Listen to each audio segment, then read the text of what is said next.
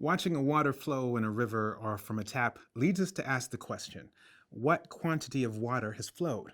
And what is its flow rate? Well, as other parameters, speed, power, etc., flow rate is expressed in relation to a length of time. Now, this is the quantity of matter circulating in a given place and time. Now, flow rate is one of the most important parameters to control water treatment facilities. Measuring flow rate enables the quantity of water continuously flowing to be known at different points of the facility.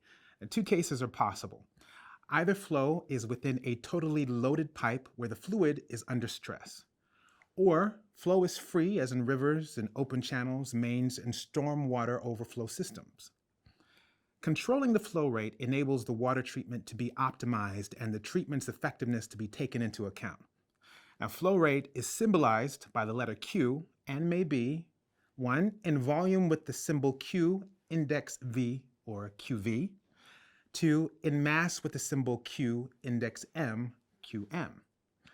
Now, the unit Q, index V, expresses the volume of water passing at a point in the facility per unit of time, second, minute, hour, or any other unit. Now, volume is expressed in liters, in cubic decimeters, or in cubic meters. The unit Q, index V, is expressed, for example, in liters per second or in cubic meters per hour. Now, in a loaded pipe, the section is known. Now, all that needs to be done now is to measure the water velocity. The flow rate is then the product of section, S, times velocity, V. Now, in an open channel of a set size, you need to know the wet section, S, and velocity, V. Now, the wet section is the product of the width, W, of the channel by the depth, D, corresponding to the level of water. And the flow rate is the double product of width, W, by the depth, D, and the velocity, V.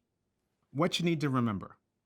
Firstly, flow rate is one of the most important parameters to control in water treatment facilities. Also, controlling the flow has a twofold purpose: optimize the water treatment and take into account the treatment's effectiveness.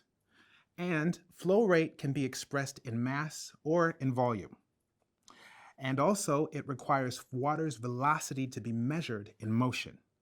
And lastly, in an open channel, the measurement of the water's depth must be known.